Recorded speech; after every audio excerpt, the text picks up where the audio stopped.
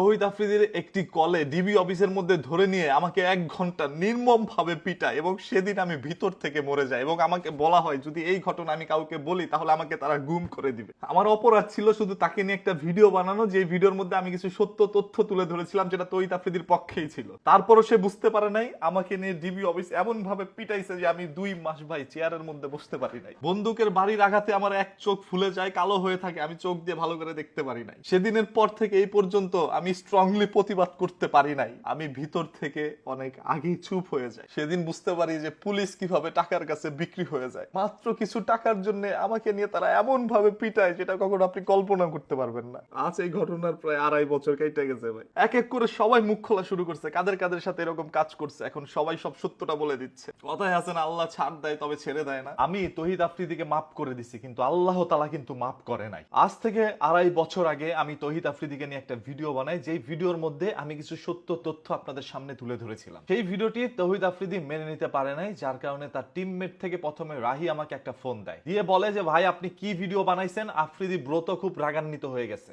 আমি বললাম ভাই আমার যদি কোনো ভুল থাকে আপনি বলেন, আমি তাড়াতাড়ি ভিডিওটা ডিলিট করে দিই। পরে বললো না, ব্রো যতক্ষণ না বলবে ততক্ষণ ওই ভিডিওটা ডিলিট করতে পারবেন না। তো আমিও আশায় আছি যে কখন আফ্রিদি বলবে ভিডিওটা ডিলিট করতে, আমি ডিলিট করে দিব। দুপুরবেলা ফোন দিল তার টিমমেট থেকে জাকারিয়া। সে ফোন দিয়ে বলল যেহেতু আপনি একটা ভিডিও বানায় ফেলছেন, আপনি একটু ডিবি অফিসে আসেন, আপনি ওইখানে এসে একটা মুসলেখা দিয়ে যান যে আর কোনোদিন এই ধরনের ভিডিওগুলো বানাবেন না। তো আমি চিন্তা করলাম যেহেতু পুলিশ ডাকাইছে ডিবি অফিসের মধ্যে, সেহেতু আর কোনো ঝামেলা নাই, পুলিশের সামনে তো আর আমাকে মারধর করতে পারবে না। এই চিন্তা করে আমি ডিবি অফিসে যাই এবং যাওয়ার সময় আমার পরিচিত যত ভাই ব্রাদার ছিল আমি সবাইকে ফোন দিছি, ভাই আমাকে তো ডিবি অফিসে ডাকাইছে, আমি কি করব? সবাই বলল তুমি যাও গিয়ে ওইখানে একটা মুসলেখা দিয়ে আসো। আমি আর কোনো কিছু চিন্তা না করে ডিবি অফিসে যাই। ওইখানে জাকারিয়া আমাকে রিসিভ করে নিয়ে যায় 4 তলায়। একজন পুলিশ অফিসারের রুমের মধ্যে আমাকে ঢুকায়, গিয়ে দেখলাম ওই পুলিশ অফিসার তখনও তৌহিদ আফ্রিদির সাথে ভিডিও কলে কথা বলছিল। আমি যাওয়া মাত্রই সে ক্যামেরাটা ঘুরিয়ে বলল এটা কি সেই মালটা না? পরে তৌহিদ আফ্রিদি বলল হ্যাঁ। আর কোনো দেরি না করে তাড়াহুড়া করে আমার পিছন দিকে হাতটা নিয়ে হ্যান্ডকাপ পরায়, মাথার মধ্যে একটি কালো টুপি পরিয়ে দেয়। এর পরবর্তীতে জিজ্ঞেস করা হয় কেন তুই ওকে নিয়ে ভিডিওটা বানিয়েছিস? আমি শুধু বিশ্লেষণ করতে নিলাম, সাথে সাথে ভাই আমাকে ধরে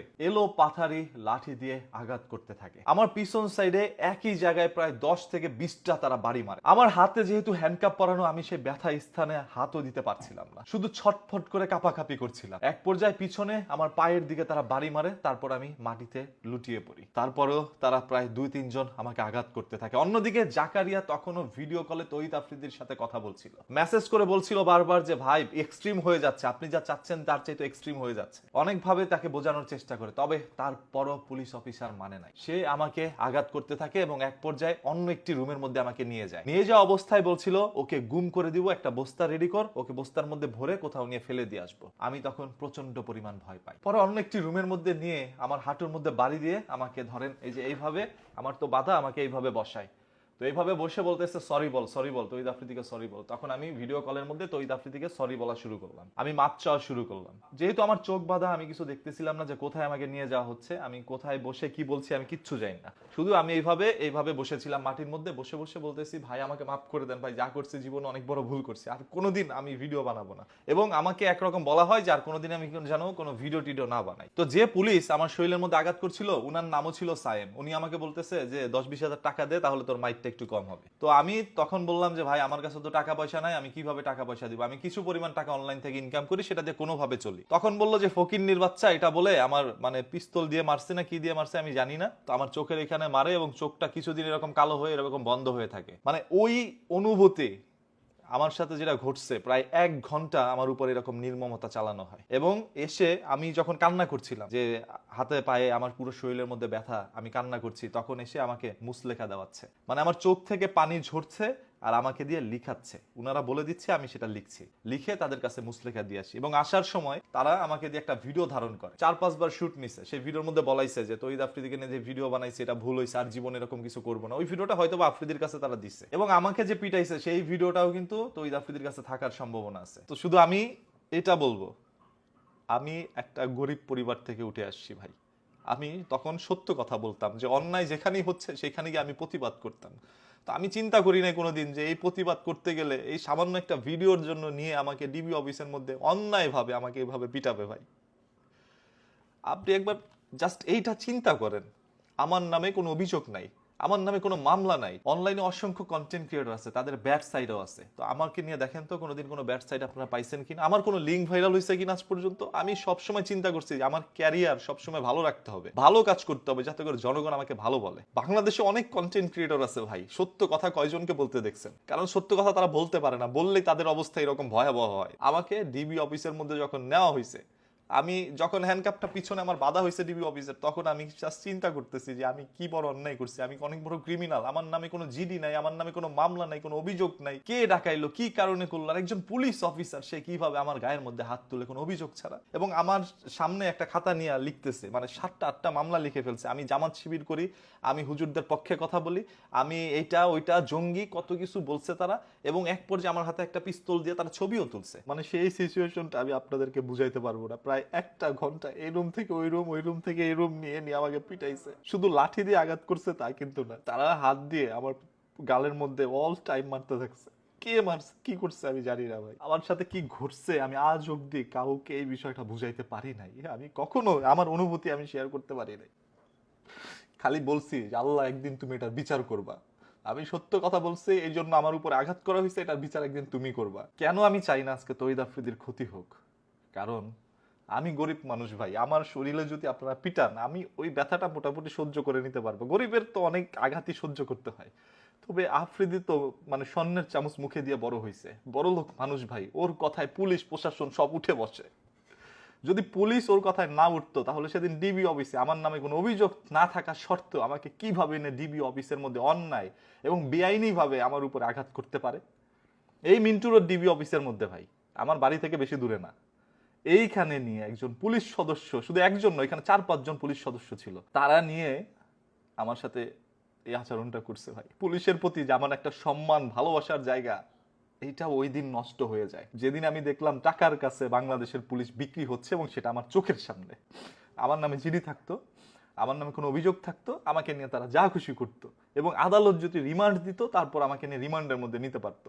তবে আমার তো আদালতেও নেওয়া হয় নাই, আমার নামে কোনো অভিযোগও নাই, আমাকে কেন রিমান্ডের মধ্যে দেওয়া হইলো?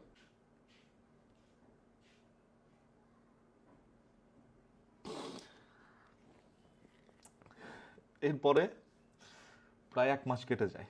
কেটে যাওয়ার পরে তহিদ আফ্রিদি আমাকে ফোন দিয়ে বলে, তুই কেন ভিডিও বানাচ্ছিস না? মানুষ ভাববে যে তোকে নিয়ে আমি কিছু করছি, এই জন্য তুই ভিডিও বানাচ্ছিস না, তুই কালকে থেকে ভিডিও বানা। আমি বললাম যে ভাই আমি আর জীবনে কোনোদিন ভিডিও বানাবো না, আমি এই লাইন ছেড়ে দিব ভাই, প্রয়োজন আমি রিক্সা চালায় খাবো। পরে বললো না, তোর ভিডিও বানাইতে হবে। এর পরবর্তীতে এসে আমি ভিডিও বানাইলাম। একদিন তহিদ আফ্রিদি আমাকে ফোন দেয়, দিয়ে বলে যে তুই আমার বাসায় আয়, তোর সাথে কথা আছে। তো আমি মানে তার বাসায় গেলাম, যে যাক জীবনে একবার তো মাইর খেয়েছি, গেলে হয়তো আবার মারবে, চিন্তা এই ভাব নিয়ে, মানে মনের মধ্যে এই চিন্তা নিয়ে আমি গেছি। তো তার বাসায় যাওয়ার পরে সে আমার সাথে বসে প্রায় 1 ঘন্টা, তার বারান্দার মধ্যে বাসায় বসে আমার সাথে কথা বলে গুলশান 2-এর মধ্যে। তো সেইখানে অনেক কথার মাঝখানে বুঝতে পারলাম যে না, সে অনুতপ্ত খুব। এর পরবর্তীতে তার রুমের মধ্যে আমাকে, তার বেডরুমে আমাকে নিয়ে যায়, নিয়ে ওইখানে ভালোভাবে আচার আচরণ করে। তার সাথে আমার একটা ভিডিও আছে, একটা ছবিও আছে। তো চিন্তা করলাম যেহেতু ছেলেটা অনুতপ্ত, সেহেতু মন থেকে আমি তাকে ক্ষমা করে দিই। হ্যাঁ, আমি তাকে আমার মন থেকে সেদিনই ক্ষমা করে দিছি। এরপরে তহিদ আফ্রিদির সাথে মাঝে মাঝে আমার কথা হইতো। সে আমাকে সবসময় বলতো যে তোমার কোনো বিপদ, তুমি কি কোনো কষ্টে আসছো, তোমার কি টাকা পয়সার দরকার, মানে কি প্রবলেম তোমার, তুমি আমাকে বলো, আমি তোমাকে সাহায্য করতে চাই। মানে আমি কোনোদিন তার কাছে সাহায্য চাইনি, এবং আল্লাহ তাআলাকে বলছি, আল্লাহ তুমি আমাকে এমন কোনো বিপদ দিও না যাতে করে তহিদ আফ্রিদির কাছে গিয়ে আমার সাহায্য চাইতে হয়। আমি এটা বলবো যে তহিদ আফ্রিদি অনুতপ্ত হয়েছিল, এবং পরবর্তীতে তার সাথে যখন আমি মিলে যাই, তারপর থেকে সে আমার অনেক উপকার করতে চেয়েছে। কারণ সে আমার সাথে আর কোনোদিন কোনো দুর্ব্যবহার করে নাই, কোনো ক্ষতিও করার চেষ্টা করে নাই, সবসময় উপকার করার চেষ্টা করছিল। তো একজন মানুষের যখন টাকা পয়সা হয় বা ক্ষমতা থাকে, সেটার অপব্যবহার যখন করে, তখন আল্লাহ তাআলা সহ্য করে না, আর সেটার বিচার একদিন আল্লাহই করে, যেটা আপনারা দেখতে পাচ্ছেন ভাই। এই যে তহিদ আফ্রিদিকে যে গ্রেপ্তার করা হয়েছে, বা তার বাবাকে যে গ্রেপ্তার করা হয়েছে, আমি বুকে হাত দিয়ে বলতে পারি এটা শুধুমাত্রই তারা ডিসিপ্লিন দেখাইছে, যে গ্রেপ্তার করতে হবে এই জন্য করছে। এই 2 দিন পরে তহিদ আফ্রিদি আবার ফেরত আসবে, এসে তার আগের জায়গায় বসবে। এখন বিএনপি আসুক, আওয়ামী লীগ আসুক, এনসিপি আসুক, বা যে কোনো দল ক্ষমতায় আসুক না কেন, আফ্রিদির ক্ষমতা সেম আগের জায়গায় যাবে। এবং সে যদি পরিবর্তন না হয়ে আসে, সে যদি চায় যে এই সকল কন্টেন্ট ক্রিয়েটরদেরকে আবার ধরে নিয়ে আসবো যারা আমার বিপক্ষে কথা বলছে, সেটা তার দ্বারা সম্ভব, এবং আবারও হয়তো আমাদেরকে ধরে নিয়ে যাবে। পরবর্তীতে এই মুখ খোলা সাহসটুকু আর কোনোদিন আমরা নাও পাইতে পারি। এটাই সত্য কথা ভাই। এই বড়লোকদের সাথে কোনোদিন আমরা ফকিন্নি গরিব এরা কোনোদিন পারবে না। টাকাওয়ালার সাথে টাকাওয়ালারাই পারে। আমি ছোটবেলা থেকে কখনো গ্যাঞ্জাম মারামারি পছন্দ করি নাই, তবে এই প্রথম জীবনে কেউ একজন আমাকে নিয়ে এরকম ভাবে পিটায়। আমি সেই পুলিশ অফিসারের নামটা এখন মনে করতে পারতেছি না, সেই রকম একটি কাজ করেছে। এরকম তার বিরুদ্ধে আরো অনেক অভিযোগ আছে যে তৌহিদ আফ্রিদির ফোন কলেই সেই রকম কাজ আরো করেছে। সো এই পুলিশ অফিসার গুলো যদি টাকা খেয়ে মানুষের উপর এরকম অন্যায় অত্যাচার করে এবং সে জানে এটা একটা বেআইনি কাজ, যে এই ছেলেটাকে আমি ডিবি অফিসের ডাকায় যে পিটাচ্ছি এটা একটা বেআইনি কাজ, এই বেআইনি কাজটা করার ফলে এটা যদি সে গিয়ে প্রকাশ করে তাহলে আমার চাকরিও যাইতে পারে, আমার বিরুদ্ধে মামলা হইতে পারে। তবে তৎকালীন সরকার হয়তো বা কিছুই করতো না, বরংস তারা আমাকে নিয়ে গুম করে দিত। যেটা মুখ দিয়ে বলছে এটা বাস্তবে করতো। আপনি জানেন এই কথাটা আমি কতবার বলতে চাইছি। আমার তৌহিদ আফ্রিদির উপরে কোনো ক্ষোভ নাই ভাই, আল্লাহর কসম করে বলতেছি আমার তার উপরে কোনো ক্ষোভ নাই। আমি শুধু সেই পুলিশের কথাটাই আপনাদের সামনে বলতে চেয়েছিলাম যে আমার উপর অন্যায় অত্যাচার করেছে। একজন মানুষ আপনাকে টাকা দিছে, আপনি টাকা খাইছেন, আমাকে নিয়ে দুইটা থাপ্পড় দিতে পারতেন, তবে আমাকে কি করলেন আপনারা? এক সময় বলে যে সে আমার পুরুষাঙ্গ কেটে দিবে যাতে করে আমি আর কোনোদিন আমার বউর সাথে সহবাসও করতে না পারি। এবং যে খারাপ গালিগুলো তারা দিছে, মানে একটা ভালো কথা তারা বলে নাই, শুধু গালির উপরে আমার রাখছে 1 ঘন্টা। এত মানে একজন পুলিশ কর্মকর্তা এত খারাপ গালি দিতে পারে, আপনারা সেটা কোনো ধারণা আপনাদের নাই। আমি কোনোদিন এই সকল কথাগুলো বলি নাই, কারণ আমাকে সবসময় আমার পরিবার মা বাবা চুপ করে রাখছে যে দেখ তোর কিছু হইলে আমরা তোকে বাঁচায় আনতে পারবো না, ওই সামর্থ্য আমাদের নাই। আমার মা বাবা সবসময় আমাকে নিয়ে ভয় পায়। এখন পর্যন্ত আমি যদি রাস্তার মধ্যে বেরোই তাহলে বারবার ফোন দেয় যে কি হয়েছে, এত রাত হইতাছে কেন, দেরি হইতাছে কেন, কারণ ভাবে আবার উনি ধরে নিয়ে গেছে ডিবি অফিসে আমাকে। আমি যেদিন বাসার মধ্যে আসি আমার এই চোখ বন্ধ, আমার 2 গাল লাল হয়ে আছে, হাতের আঙুলগুলো বসে আছে, এবং আমার যে পিছন সাইডে মানে কিভাবে বলবো আপনাদের, পুরো এই সাইড আমি চেয়ারও বসতে পারি নাই ভাই। আমি প্রায় 2টা মাস চেয়ারে বসতে পারি নাই। এখন অব্দি আমার নাক দিয়ে ব্লিডিং হয়। আপনারা জানেন কয়দিন পর পর আমি ভিডিও করে বলি যে ভাই আমার নাক দিয়ে রক্ত পড়ে। কই থেকে পড়ে? এইখানেই তো তারা মারছে ভাই। তৌহিদ আফ্রিদি পরবর্তীতে তার অনুতপ্ততা প্রকাশ করেছে এবং তিনি বলেছিল যে তার ভুল হয়েছে। সো আমি মন থেকে তাকে ক্ষমা করে দিই এবং তার সাথে আমার একটা ভালো আন্ডারস্ট্যান্ডিং হয়। পরবর্তীতে আমি তার ভালো কিছু কাজের দিকগুলো ভিডিওর মাধ্যমে প্রকাশ করি মানুষের সামনে। মন থেকেই করি যে ছেলেটাকে আমার ভালো লাগছে, সে অনুতপ্ত। একজন মানুষ ভুল করে যখন সে ভুল স্বীকার করে সেটা হচ্ছে বড় বিষয়। তো আজকে তার এই দুর্দিনে এসে আমি তাকে লাথি মারবো, মানে যে হাতি গর্ত পড়লে পিঁপড়াও এসে লাথি মারে, আমি ওরকম ছেলে না। আমি তার জন্য দোয়া করি মহান আল্লাহ তাআলা তাকে সুস্থ সবল ভাবে আগের জায়গায় ফিরে আসুক। তো আপনারা যদি আমার কাছ থেকে আরো কিছু জানতে চান ভাই, আর কিছু নেই, আমি সবকিছু একদম ক্লিয়ার করে দিছি। আমার সাথে যা ঘটছে আমি বলে দিছি, আর আমার কাছে গোপন কিছু নাই।